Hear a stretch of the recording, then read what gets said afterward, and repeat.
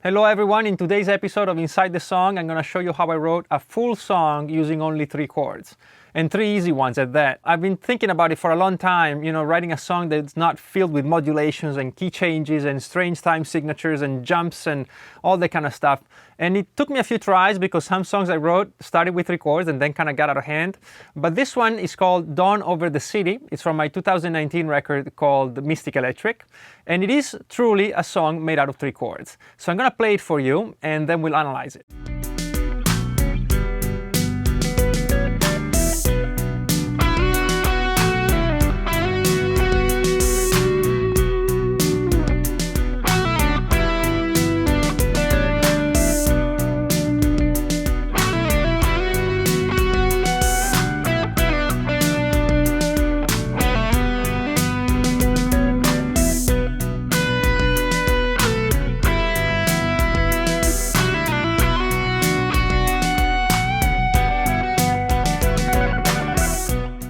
Of course, what you hear is only a section of the song, but if you listen to the whole thing, there's going to be links below, you'll hear that the constant rhythm and the constant changes are exactly the same throughout the song. And the good news is that not only can you write a song with 3 chords, but this actually turned out to be a fan favorite of the album and even of my whole discography.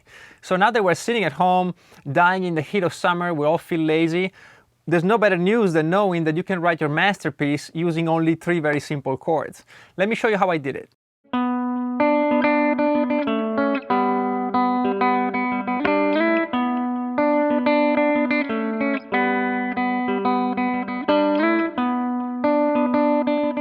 So the chord progression for the whole song is of course 3 chords, and they're very basic and simple at that. They're B minor, A major, and G major.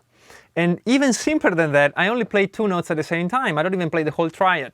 And here's what I'm doing. For the B minor, I play the B, and its minor third, the D. And it sounds like this. Okay?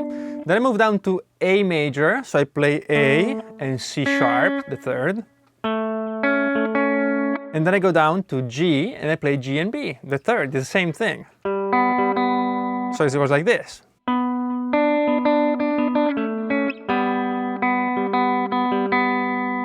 Okay, 3 chords.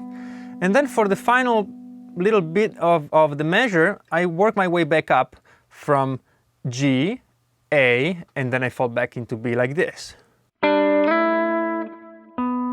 And we start again. So this movement here, it's G and A, but this time they're 5th chords. Instead of using the thirds, I'm only using the root and the 5th. They're still only based on the minor, major, major. There's no extra notes. We're only playing those 3 chords. So all together it goes like this.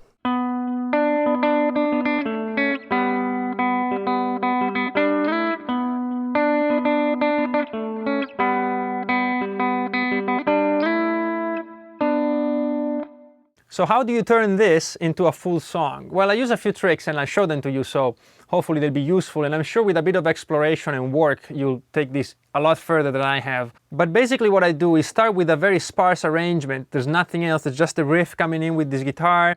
And then slowly you get a piano playing only 1 ostinato note, and it kind of pulls you in. And then you'll notice right away, if you listen to the song, that the verses are all based on an electronic drum sound, which is an 808 sound. And so that's kind of different for a song like this. And so that kind of pulls the attention away. And then the melody, I think it's a very strong melody and it's kind of airy, it's emotional. And so it kind of brings you in. And this keeps going until you hit the bridge or the break in the song where everything stops. But underneath that stop, you can still fit this chord progression, so I never stray away from it. And that has these big electronic pianos, they come from the DX7, very vintage sounding stuff. And then right after that, it explodes with the chorus, and the choruses are all based on real drums, real guitars, very classic sounding Stratocasters into Marshalls. And so that difference is so big that it kind of brings your attention somewhere else. You're not focusing on, wow, is he playing the same chords, which I really am. I'm still only doing.